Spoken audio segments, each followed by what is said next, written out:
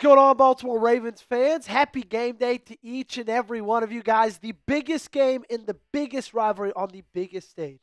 I cannot wait for Sunday night football, and it could be the last game day of the year. Hopefully not, but it could be. Regardless, we're going to tell you what has to change for the Baltimore Ravens tonight against the Pittsburgh Steelers. Okay, I'm going to give you 4 things that when I look at this season in review, I need these 4 things to change if they're going to want to win tonight. Number 1. No more saving Derrick Henry. Okay? No more. It felt like at big times of this season, obviously not last week against Green Bay, but it felt like at other big times this season, you were saving him kind of for no reason whatsoever when you could have used him out there on the football field, and you lost those games because of it. Look, now it is time to empty the clip when it comes to Derrick Henry. Just like you did last week against Green Bay. Carry after carry after carry. There's no more tomorrow. It's today. It's tonight. You don't need to think in the future, because if you're doing that, you won't have one. Of course, the game I'm referencing, the game I'm talking about, is the game against New England Patriots. Sunday Night Football, 2 weeks ago from this exact moment. 4 touches in the fourth quarter. Not a single one after that first drive. He wasn't even on the field, ladies and gentlemen. Because it's late in the season, they wanted to rotate his carries with Keaton Mitchell for some reason. And I love Keaton Mitchell, but he's not Derrick Henry. Nobody is. Look, this is why you signed Derrick Henry. This is why you have Derrick Henry. This is why you extended Derrick Henry for cold weather games late in the season. He talked about it at his press conference after Green Bay's game. He said, look, this is what I trained for. For moments like this, games like this, late in the season, when he becomes even more hard to tackle than he is in the beginning of it. I don't know about you guys. I wouldn't want to hit Derrick Henry in 30-degree weather. That's the thing that makes him so special.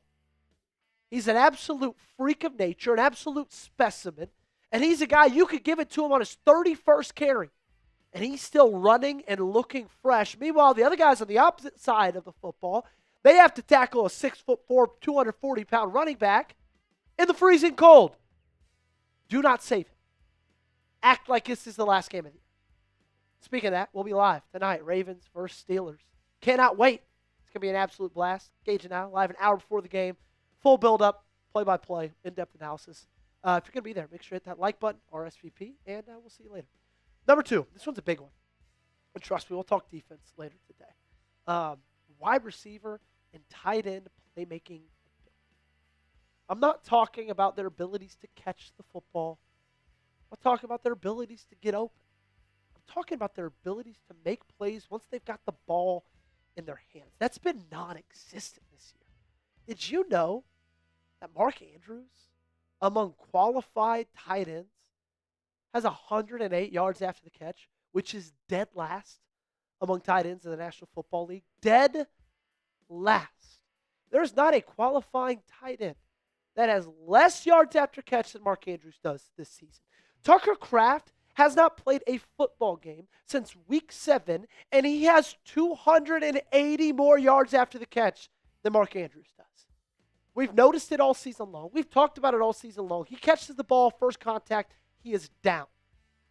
Part of the reason I was so frustrated that they extended. But I digress. We're not talking about that right now. Wide receivers, I could say the same thing. Not Zay Flowers, 423 yards after a catch. We know he's great at that, 10th in the National League among wide receivers. National Football League. But DeAndre Hopkins with 81, barely top 100. Rashod Bateman, your wide receiver 2, your $12 million player, has 40 yards after the catch. 130. Let me put it lightly for you.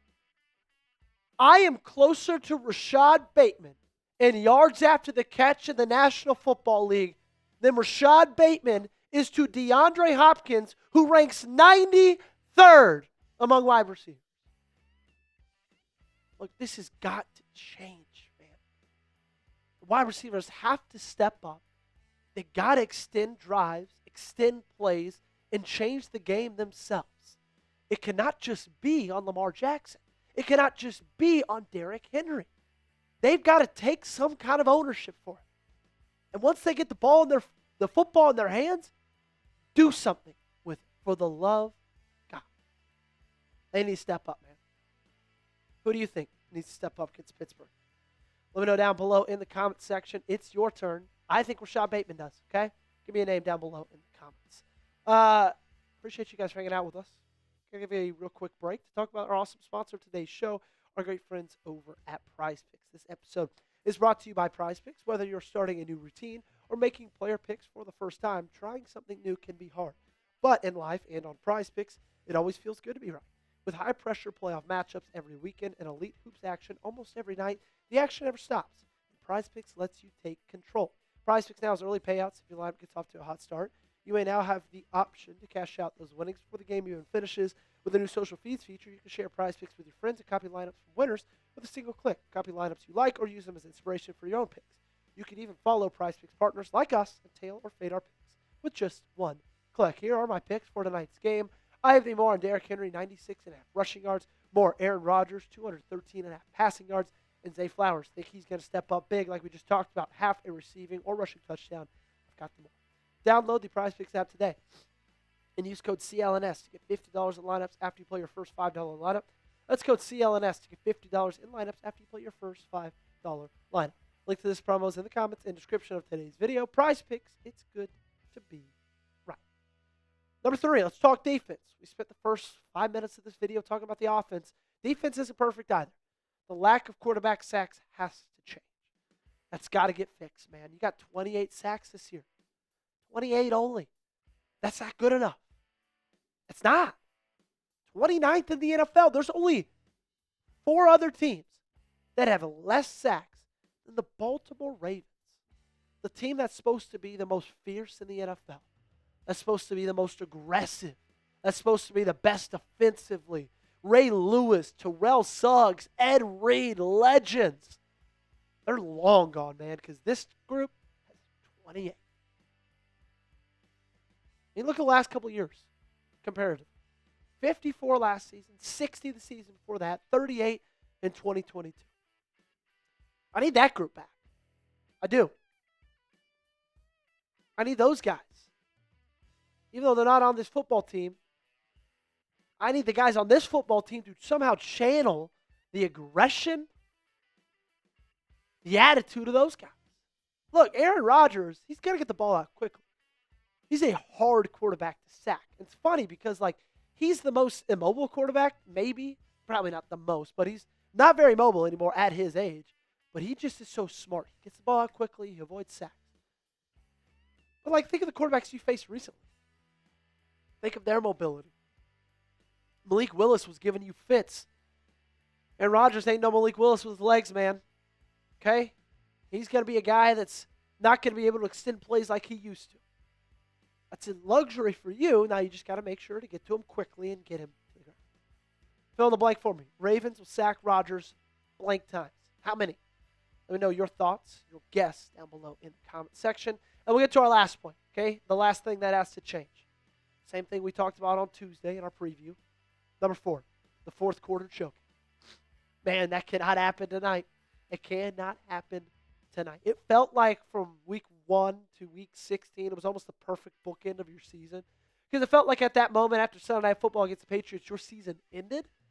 And like both of those games, week 1, week 16, 99% chance to win in the fourth quarter, 90% chance to win in the fourth quarter. You lost both of those football games.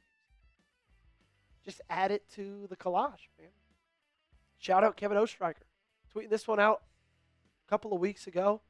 Look at all those games. Look at all those blown leads. Like, it's actually ridiculous. That has become woven into the fabric of who this team is. That can't be where they are tonight. Can't be who they are tonight. I'm willing to say, I said it on Tuesday, I'll say it again. You could throw out the first 50 minutes of this football. I can almost guarantee it. It's going to come down to the last 10.